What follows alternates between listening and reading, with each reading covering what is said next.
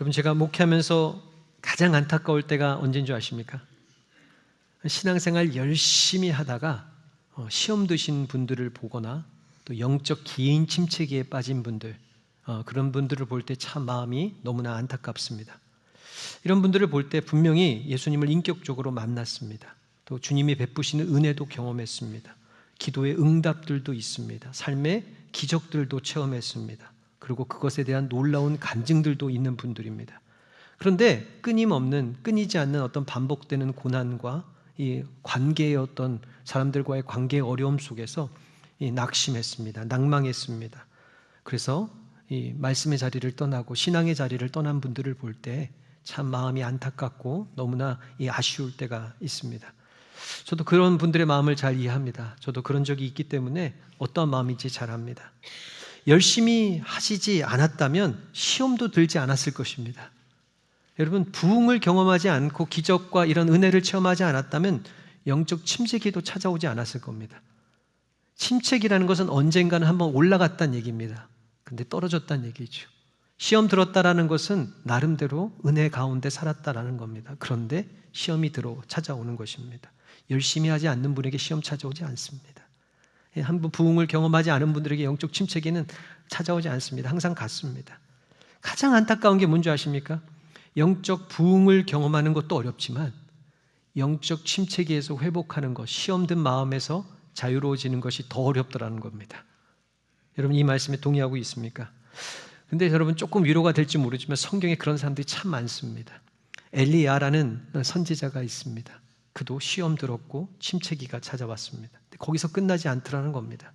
그의 대선지자적 사명을 이 엘리사에게 넘기는 것도 보게 됩니다. 사울이라는 왕도 있습니다. 한때는 하나님의 기름 부은 귀한 유다와 북이스라엘을 통합한 1대 초대 왕이었습니다.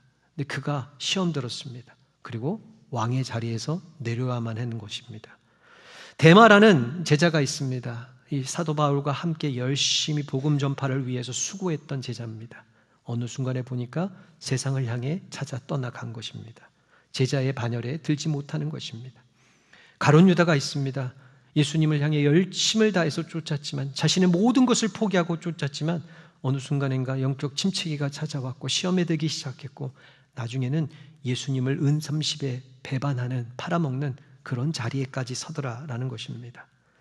오늘 본문에 우리가 읽은 베드로도 그 중에 한 명 아주 유명한 인물이 될 뻔했습니다. 여러분, 베드로는 어떤 사람입니까? 우리가 너무나 잘 아는 것처럼 놀라운 기적을 체험했던 사람입니다.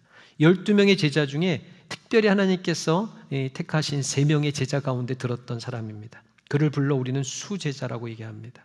오늘 바로 읽었었던 말씀 전에 어떤 일을 경험했습니까? 오병이어의 기적도 체험했던 사람입니다. 예수님이 하나님 되심을 고백했던 사람입니다. 그런데 오늘 말씀에 보니까 더 놀라운 일을 행하고 있는 겁니다. 갑자기 갈릴리 호수 바다를 가고 있는데 큰 풍랑이 있는 겁니다. 이 풍랑이니까 큰 파도가 그 배를 덮치려고 하고 있습니다. 모두가, 제자들이 밤새도록 그것과 싸워봤지만 이길 수 없는 겁니다. 그래서 이제 다 지쳤습니다.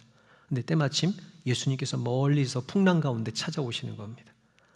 이때 제자들이 예수님을 알아보지 못하는 겁니다. 왜요? 영적인 패닉에 빠졌습니다.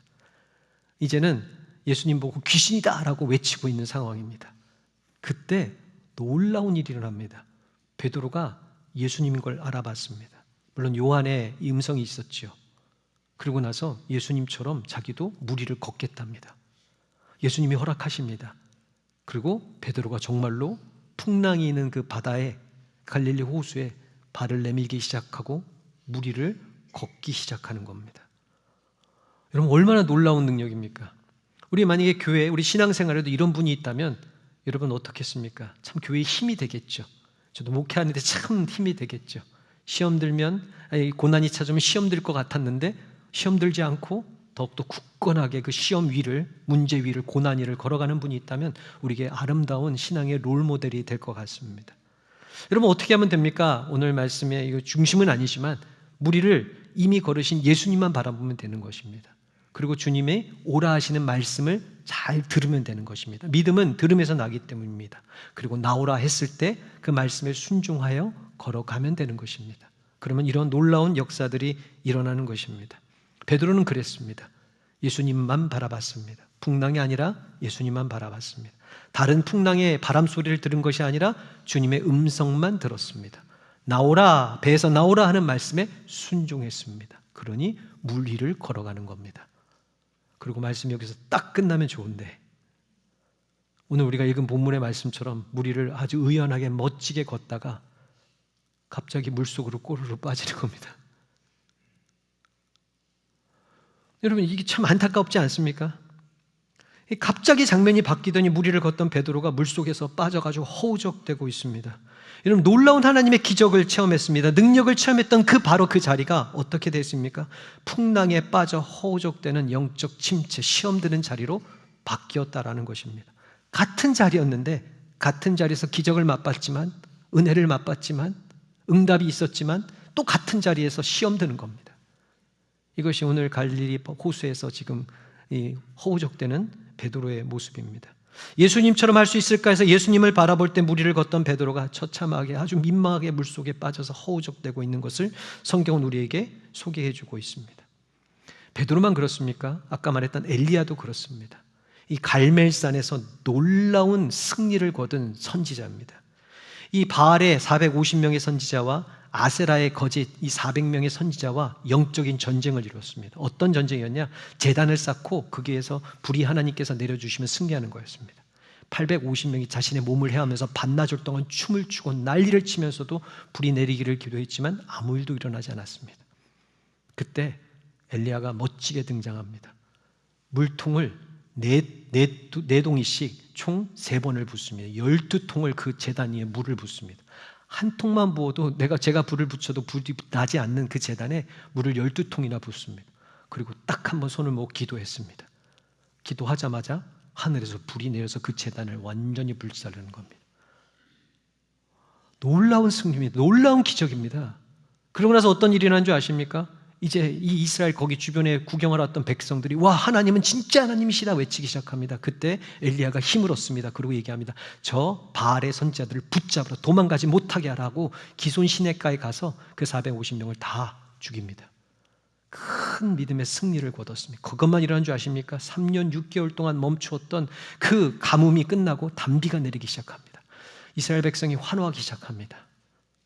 엘리야는 아주 기분이 좋았습니다. 그런데 바로 그 다음에 어떤 장면인 줄 아십니까? 이세벨이라는 이 왕의 아내가 너무 화가 나는 겁니다.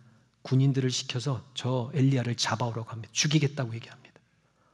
갑자기 그 얘기가 들리면 어떻게 할 것 같아요? 의연하게 한번 죽여봐라 이럴 것 같은데 갑자기 엘리야가 야반도주를 하는 겁니다. 로뎀나무 안에가 누워가지고 나 죽겠다고, 나 데려가 달라고 이제 완전히 영적 침체기가 한순간에 찾아버리는 겁니다. 850명과 싸워서 이긴 그 사람이요, 한 사람의 그 한마디에 낙심하고 시험 들어 넘어지더라는 겁니다. 아브라함이라는 사람도 있습니다. 이 당시에 그 지역을 이렇게 했던 맹주 그돌라오밀이라는 왕이 있었습니다. 자신이 조카 롯이 사는 곳에 와서 5 왕들을 싸워서 5 왕들을 이겼습니다. 얼마나 큰 힘이 센 왕이었습니까? 이 아브라함이 그 소식을 듣자마자 자신의 가신 318명을 데리고 자신의 조카 롯을 찾으러 그돌라오멜과 싸우러 뛰쳐나갑니다. 어떻게 해야 하는지 아십니까? 5 왕도 못 이긴 그 왕을 318명의 가신, 군사가 아닙니다. 자신의 종들입니다. 가 싸워서 이겨서 그들이 차지했던 모든 것들을 다 되찾아옵니다. 놀라운 승리입니다. 그런데 그러고 나서 얼마 지나지 않아 그랄이라는 지역에 갔는데 아비멜렉이라는 왕을 봤는데 갑자기 두려움이 찾아온 겁니다. 몇만 명의 군사와 싸워서 이겼는데 한 나라의 왕을 보고 두려워하여 어떻게 하고 있습니까? 자신의 아내를 자신의 누이라 하고 팔아 넘기는 아브라함의 이 시험 드는 모습도 우리가 보게 되는 겁니다.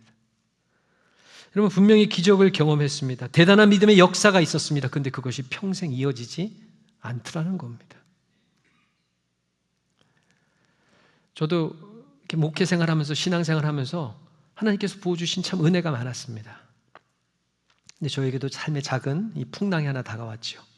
이 둘째 아들이 좀 연약하게 태어난 겁니다. 나름대로는 큰 충격이었습니다. 너무 당황스러웠습니다. 그래도 제가 그때 목사 아닙니까? 그래도 이걸 의연하게 버텨내야지.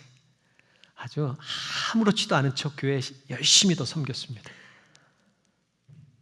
제 아내는 그때 기억하기로는 이 아이를 안 보이기 위해서 이 포대뜨개 항상 메고 이렇게 교회를 왔다 갔다만 했습니다.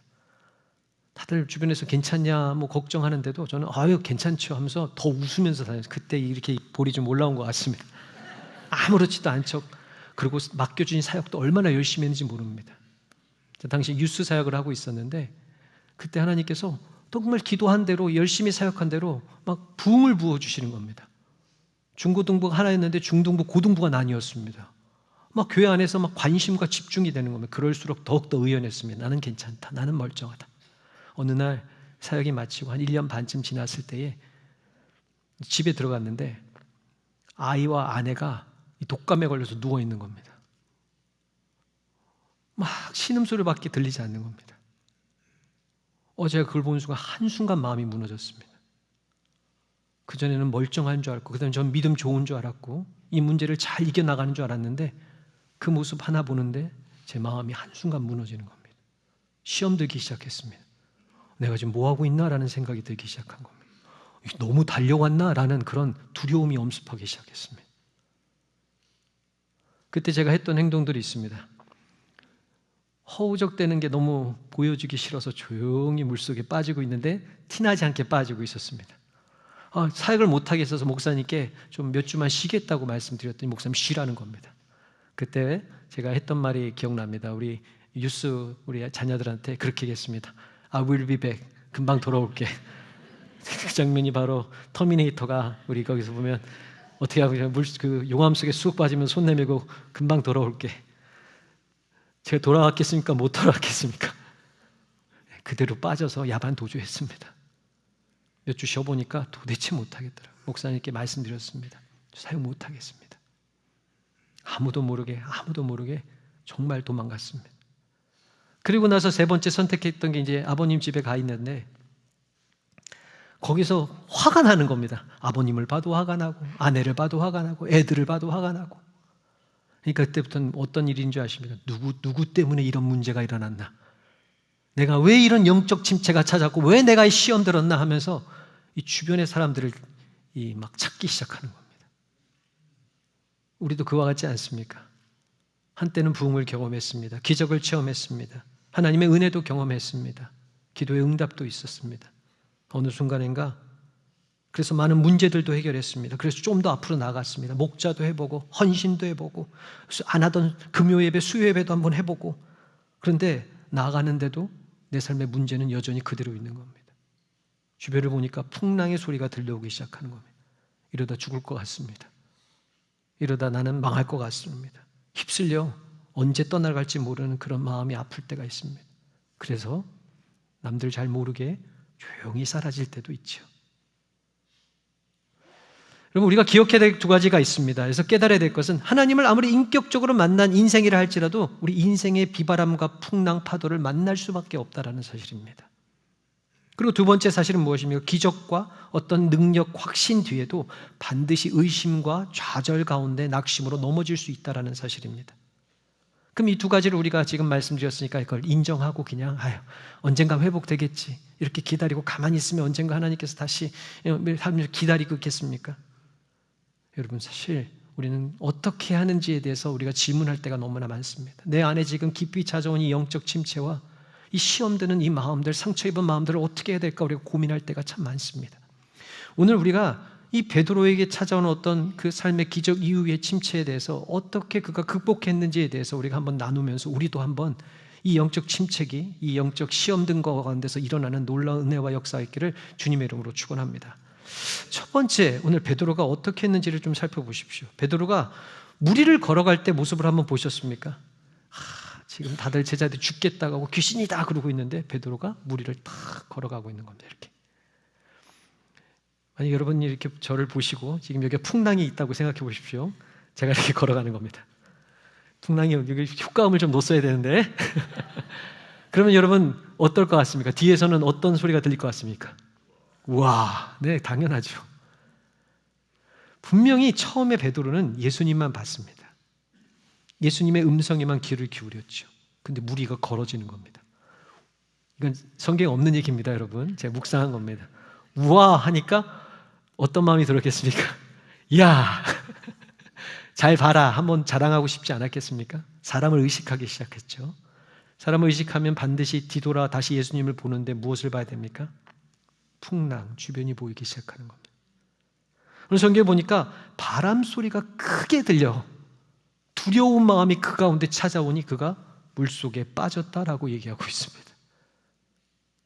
주변을 돌아보기 시작하고 사람을 의식하기 시작하니까 두려움이 밀려오는 겁니다. 예수님만 봤을 때는 문제가 없었는데 주변을 보니까 이 상황이 나아지지가 않는 겁니다. 그래서 두려움으로 빠지는 겁니다. 그래서 이제 빠져 죽게 되었습니다. 근데 이때 오늘 우리가 잘 살펴봐야 될 말씀, 베드로가 즉시 어떻게 한 줄 아십니까? 갑자기 30절에 바람을 보고 무서워 빠져가는지라. 그리고 끝나자마자 소리질러 이르되 주여 나를 구원하소서. 주님 날 살려달라고 소리 지르고 있는 겁니다.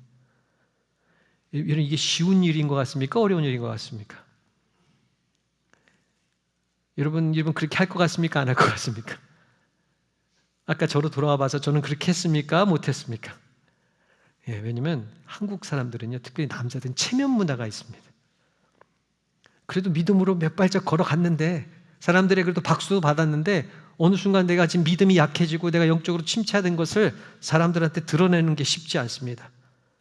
뒤에 나를 보던 사람들은 어떡합니까? 내가 자랑하면서 눈빛을 주던 사람들은 어떡합니까? 근데 오늘 베드로를 보니까 체면도 없는 겁니다. 남자도 아니, 우리가 보면 남자도 이런 표현은 뭐 남녀 이런 걸 따지는 건 아무것도 아닌 겁니다. 수제자도 아닙니다. 그냥 그 자리에서 주님 내가 죽게 되었사니 나를 구원하소서 소리 지르기 시작하는 겁니다. 좀 멋지게 얘기해도 되는데 오늘 그러니까 소리 질러 지금 아주 급한 겁니다. 주님 나를 좀 구원해 달라고, 나 죽게 되었다고 소리 지르기 시작하는 겁니다. 근데 여러분 이런 일이 있으면 어떤 역사가 일어난 줄 아십니까? 소리가 끝나자마자 예수님이 그 곁에 와 계시는 겁니다. 예레미야 33장 3절은 우리에게 이렇게 권면하고 있습니다. 너는 내게 부르짖으라. 내가 내게 응답하겠고 내가 알지 못하고는 크고 은밀한 일을 내게 반드시 보이리라. 예레미야가 시험 들었습니다. 영적 침체가 찾아온 겁니다. 변하지 않는 그 사람들을 보면서, 이스라엘 백성들을 보면서 낙담이 찾아왔습니다. 하나님 도대체 왜 이렇게 됐습니까? 저 제사장들은 왜 저 모양 저 꼴입니까? 원망 불평하고 있었습니다. 그때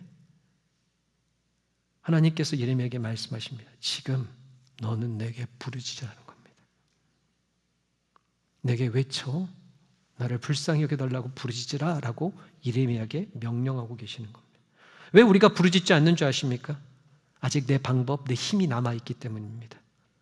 사람들의 시선, 내 체면이 더 중요하기 때문입니다. 어떤 분들에게는 예수님을 정말로 믿지 못하기 때문입니다. 부르짖어봤자 안 들어주실 거야. 예수님 계시지도 않지 않나? 라는 의심이 찾아오기 때문입니다. 더 나아가 예수님께 괜히 부르짖으면 불러다가 너 왜 이런 일에 큰 소리로 날 불렀냐고 혼내실까 봐 걱정, 근심이 찾아올 때도 있습니다.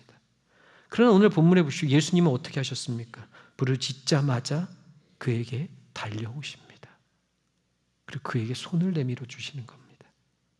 물론 왜 믿음이 적은 자야, 왜 의심하였느냐라고 물어보셨지만, 책망하셨지만 그 이전에 먼저 오셔서 그를 건져주시는 겁니다. 예수님이 어떤 분이십니까? 우리가 죄와 사망의 권세에 놓였을 때 그 자신의 몸을 온전히 우리에게 내어주심으로 말미암아 우리의 죄를 대속하심으로 말미암아 우리를 사랑으로 구원하신 사랑이 많으신 하나님 아닙니까? 자녀가 부르짖을 때 외면하지 않으시는 분이십니다. 이미 곁에 와 계십니다. 나를 버리지 않으실 것이라는 분명한 확신과 믿음을 선포하시는 분입니다. 성경에 보면 다윗이라는 인물이 있습니다. 시편 31편에 그의 고백 중에 아주 놀라운 고백이 있습니다. 여호와여 내가 주께 피하오니 나를 영원히 부끄럽게 하지 마시고 주의 공의로 나를 건지소서. 이게 이 다윗이 어떤 환난 가운데 불렀던, 큰 소리를 불렀던 찬양의 시였습니다. 어떤 상황이었느냐? 압살롬 자신의 아들이 반역을 일으킨 겁니다. 자신이 있던 궁을 다 빼앗습니다. 더 수치스러운 건 뭔지 아십니까? 자신의 후궁들을 이 아들이 다 범해버렸습니다. 너무 수치스러운 겁니다. 너무 민망한 겁니다. 도망갈 때 보니까 신발도 못 신고 튀어나온 겁니다. 근데 그가 가장 먼저 한 게 뭔지 아십니까? 하나님을 향해서 부르짖는 겁니다. 하나님, 나를 긍휼히 여겨 주시옵소서. 주의 손을 펼치사 나를 구원하소서. 여러분, 시편 34편의 4절에 보니까 내가 여호와께 부르짖었더니 그가 나에게 응답하시고 나의 모든 두려움에서 나를 건지셨도다. 부르짖으셨더니 하나님께서 나를 건져주셨다 합니다. 부르짖지 않으면 건짐도 못 받는다는 겁니다. 환난 가운데, 여러분, 고난 가운데, 어려움 가운데 주께 부르짖는 것. 이 히브리서 11장 6절은 이것을 믿음이라고 얘기합니다. 여러분, 11장 6절에 믿음이 없이는 하나님을 기쁘시게 하지 못하나니 하나님께 나아가는 자는 하나님 반드시 그가 계신 것과 또한 그가 자기를 찾는 자들에게 상 주시는 분이심을 믿어야 할지니라. 환난 가운데, 어려움 가운데 자신을 찾는 자, 부르짖는 자를 하나님께서 믿음 있는 자로 여기신다라는 말씀입니다. 믿음이 없으면 주님께 부르짖지 않습니다. 하지만 주님을 향한 믿음이 있으면 이 문제에서 나를 건지실 유일한 분이 우리 주 예수님이라는 분인 것을 믿게 되면 우리는 주님께 나와 부르짖고 주님께 도움을 구할 수밖에 없는 것입니다. 풍랑이 있는 밤바다에서 넘어지고 풍랑에 빠져 허우적될 때 좀 뻔뻔스럽게 보일지라도 주님께 도움을 요청하는 것을 주님은 믿음으로 인정해 주신다라는 사실입니다. 여러분, 영적 침체기에 빠지셔서 시험에 드셨습니까? 관계의 일로 인해서 누구 때문에 마음이 상하셨습니까? 그래서 아무도 모르게 아울배백하고 이제 조용히 사명의 자리에서 내려오시고 예배 자리를 떠나시고 여러분들이 있는 세상으로 향해 달려나가고 있습니까? 이때 우리는 솔직히 고백해야 됩니다. 주여, 내가 죽게 되었습니다. 나를 구원하여 주소서. 물론 주님 다 들으시죠. 하지만 우리의 간절한 마음을 다와 주께 부르짖을 때에 주님은 외면하시지 않았습니다. 반드시 찾아오셔서 우리의 그 영적 침체기에서 우리를 건져 올리십니다. 사망의 음침한 골짜기를 다닐지라도 우리 해를 두려워하지 않을 것은 주께서 우리와 함께 하시며 우리를 인도하시는 하나님이시기 때문입니다. 여러분, 더욱더 영적인 침체기에서 주님께 부르짖음을 말미암아 신앙의 회복, 이 부흥의 능력을 다시 한번 경험하시는 우리 예배 성도들 되시기를 주님의 이름으로 축원합니다. 두 번째, 우리가 배워야 될 두 번째 사실은요, 손을 내밀어 주실 때 그 손을 붙잡아야 됩니다. 예수님은 전능하신 하나님이시라는 거 우리가 잘 알지 않습니까? 하나님은 어떤 분이십니까? 말씀으로 세상을 창조하신 분입니다. 이러한 급박한 상황에서 예수님 어떻게 하시면 됩니까? 그냥 말씀으로 베드로야, 우리 나사로한테 어떻게 했습니까? 나사로야 나오라 하지 않았습니까? 베드로야 나오라라고 한마디만 하셨어도 베드로는 충분히 풍랑 위를 걸을 수 있습니다. 다시. 근데 오늘 특별한 장면을 보이십니다.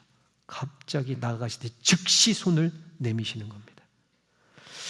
여러분, 손을 내미신다는 의미를 조금 살펴보기 원합니다. 제가 갑자기 설교를 하다 손을 딱 내밀면 여러분 어떻게 되죠? 좋으시다가도 피곤하시다가도 갑자기 쳐다보시지 않습니까? 여러분, 이제 나를 주목하라는 겁니다. 이제 나를 바라보라는 것입니다. 주변을 바라봤던 그 시선을 나를 향하라라는 것입니다. 그리고 손을 내민다는 건 어떤 의미죠? 도와주시겠다라는 겁니다. 가끔 우리 장난치죠. 손을 내밀면서 잡으려고 하면 싹 빼고. 예수님은 그런 분이 아니십니다. 예수님이 손을 내미셨다는 것은 건져주시겠다라는 겁니다. 도와주시겠다라는 것입니다. 여러분, 이사야서 41장 13절 이렇게 말씀하고 있습니다. 이는 나 여호와 너의 하나님이 내 오른손을 붙들어 내게 이르기를 두려워하지 말라, 내가 너를 도우리라 할 것임이니라. 도와주시겠다라는 것입니다. 근데 어떻게 손을 내미시냐? 참 눈에 보이게 손 딱 내밀어 주시면 참 좋겠죠. 하나님 영이시니까 보이지가 않는 겁니다. 근데 우리에게는 놀라운 주님의 손길들이 있습니다. 우리 마음을 통해서 손 내미실 때가 있습니다. 갑자기 우리 일상생활을 살아가는데 갑자기 내 마음이 주님을 향한 간절한 마음이 생길 때가 있습니다. 이렇게 사는 게 아닌데 내가 주님을 더욱더 가까이 해야 되는데 그런 마음이 생길 때가 있습니다. 우리는 본질적으로 완악한 진노의 죄의 자녀입니다. 이런 생각이 날 수가 없는 자녀들입니다. 가만히 있으면 악을 생각하고 죄악에 빠질 수밖에 없는 존재가 우리입니다. 그런데 어느 순간 갑자기 예수님이 생각나는 겁니다. 예수님께서 손을 내미신 겁니다. 어떻게 하면 됩니까? 이 손을 붙잡아야죠. 우리가 이 주님 내민 손을 붙잡는 자리가 어떤 자리입니까? 기도의 자리입니다. 하나님께서 내 마음을 만지셨을 때, 내 마음 가운데 갈급함을 깨닫게 하셨을 때 우리는 그 자리에 주님의 내민 손을 붙잡는 기도하는 자리로 바뀌어야 됩니다. 주님 맞습니다. 내가 지금 시험에 들었습니다. 내 마음이 상하였습니다. 내 원수들로 인해 지금 내가 넘어지게 됐습니다. 주님, 하지만 주님께서 나를 건져달라고 기도하는 주님의 손을 붙들어야 되는 것입니다. 여러분, 또한 우리가 찬양할 때 어떻게 하고 있습니까? 찬양할 때 여러분, 우리 이세호 목사님이 마지막에 꼭 하는 거 있죠. 손을 드는 거. 여러분 생각해 보십시오. 우리가 길거리 가다가 누가 이렇게 손을 들고 하면 사람들이 뭐라고 얘기합니까? 미쳤다고 얘기하죠. 근데 우리는 손을 들지요. 왠지 아십니까? 하나님께서 그 시간에 찬양 가운데 우리에게 손을 내미신 겁니다. 우리가 그 손님의 손을 붙드는 것입니다. 찬양함으로. 삶에 어떤 큰 근심이 밀려올 때, 삶에 큰 상처가 밀려올 때 우리는 주님께 손을 내밀어 주님의 손을 붙들어 찬양할 수 있는 것입니다. 마지막으로 세 번째는 무엇입니까? 말씀입니다. 출애굽기 13장 9절에 보시면 이것으로 내 손의 기호와 내 미간의 표를 삼고 여호와의 율법이 내 입에 있게 하라. 이는 여호와께서 강하신 손으로 너를 애굽에서 인도하여 내셨습니다. 강한 손을 펴실 때 무엇을 그들에게 주셨습니까? 미간의 삶의 말씀, 율법을 주셨답니다. 말씀이 선포되었을 때 그게 주님께서 우리에게 손을 내미시는 겁니다. 지금 이 예배 시간에 비록 부족하고 연약한 목사를 통해서 말씀이 선포되지만 이 시간에 혹시라도 여러분 마음 가운데 이 말씀이 들려지십니까? 깨달아지십니까? 이 말씀에 대한 어떤 회개함이 생기십니까? 말씀에 대한 순종의 결단이 내 가운데 생겨나기 시작합니까? 내 말씀을 통하여 내 심장 깊은 패부까지 살피시는 주님의 음성이 들리십니까? 주님께서 이 말씀을 통하여 여러분에게 손을 내미신 겁니다. 그러면 그 말씀에 아멘으로 순종함으로 붙들면 되는 것입니다.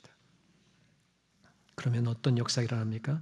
주님이 지금 나와 함께 계신다라는 이 환난의 풍파 어려움 속에서 내 영적 침체에서 나를 반드시 건지실 거라는 믿음이 생겨나기 시작하는 겁니다. 여러분 바랍고 원하기는 주님께서 이 시간에 내미신 손을 붙드시기를 주님의 이름으로 축원합니다. 손을 뿌리치지 마시기 바랍니다. 믿음을 가지고 주님께서 내미신 손에 내 손을 들어 찬양으로 내미신 손을 붙들고 기도함으로 말씀의 아멘으로 순종함으로 주님을 붙드심으로 이 풍랑을 이겨내시는 우리 귀한 2부 예배 성도들 되시기를 주님의 이름으로 축원하며 축복합니다. 마지막 세 번째입니다. 여러분 언제 풍랑이 멈추었냐를 살펴보기 원합니다. 예수님과 동행할 때 풍랑이 멈추었습니다. 믿음으로 풍랑을 위를 걸을 때 풍랑이 멈췄습니까? 아니죠. 도와달라고 소리 지를 때 풍랑이 멈췄습니까? 아닙니다. 손을 붙들면 풍랑이 멈췄습니까? 또 사실 그때도 아닙니다. 언제 풍랑이 멈췄다고 오늘 본문은 얘기하고 있느냐? 그 손을 붙들고 함께 배에 오를 때 풍랑이 멈췄더라라고 얘기하고 있습니다. 참 중요합니다. 이전에 내 혼자 힘으로 무언가를 했을 때는 풍랑이 멈추지 않는 겁니다.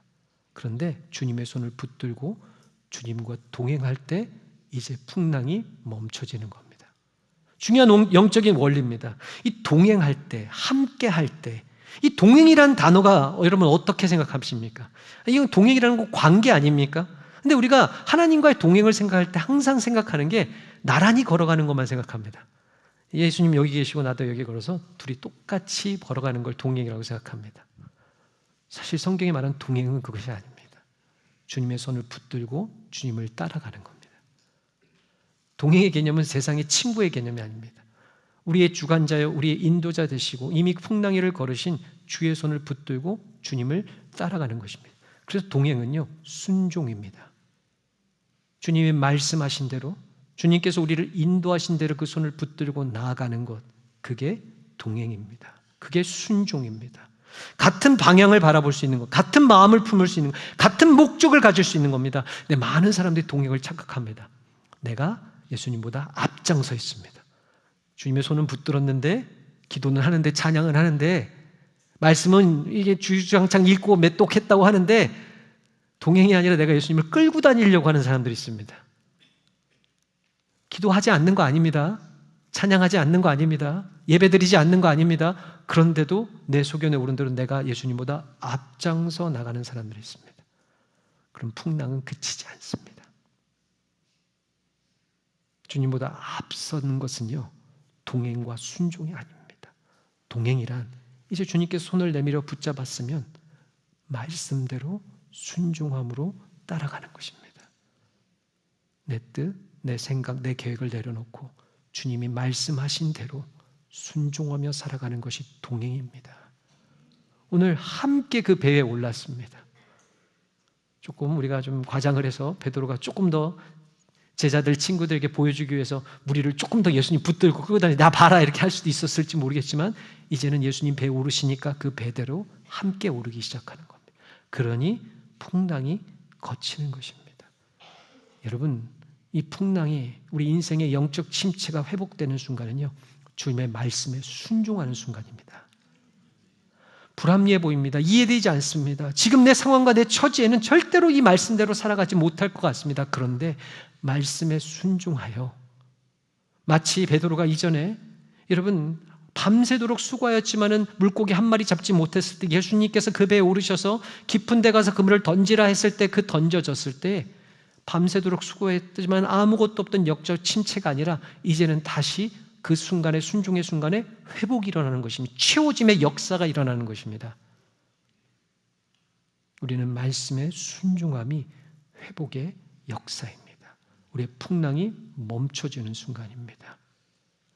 그러면 예수님이 오라 하시면 오고 가라 하시면 가는 것입니다. 나 혼자 앞서는 것이 아닙니다. 풍랑 위를 이제부터 주님과 함께 걸어갈 때 풍랑이 이제는 우리에게 단단한 반석으로 변하게 될 것입니다. 우리의 삶의 문제들이 이제는 우리를 온전히 주님과 동행하는 길로 우리에게 넓혀지게 될 것입니다. 여러분, 영적 침체에 빠지셨습니까? 누구 때문에 시험에 들지 않으셨습니까? 이제 헤어나오지 못하고 낙심하고 낭망하고 내 주신 사명까지 잊어버린 채 내 모든 믿음과 신앙을 잃어버린 채 물속에 빠져 있지 않습니까? 자존심 때문에 살려달라고 소리도 못 지르고 있지 않습니까? 오늘 주신 말씀을 우리 마음에 깊이 새기시기를 주님의 이름으로 축원합니다. 주님께 부르짖으시기 바랍니다. 내가 믿음이 없다고, 내가 지금 죽게 되었다고, 내가 시험 들었다고 주님께 솔직하게 부르짖으시기 바랍니다. 그리고 주님께서 내미신 손을 기도의 자리에서, 찬양의 자리에서, 말씀의 자리에서 붙드시기를 주님의 이름으로 축원합니다. 그리고 순종하심으로, 동행하심으로 풍랑을 이겨 마침내 주님 앞에 영적으로 다시 회복되어 부흥을 경험하며 주님 앞에 섰을 때 부끄러움이 없는 우리 귀한 우리 성도들 되시기를 주님의 이름으로 축원하며 축복합니다.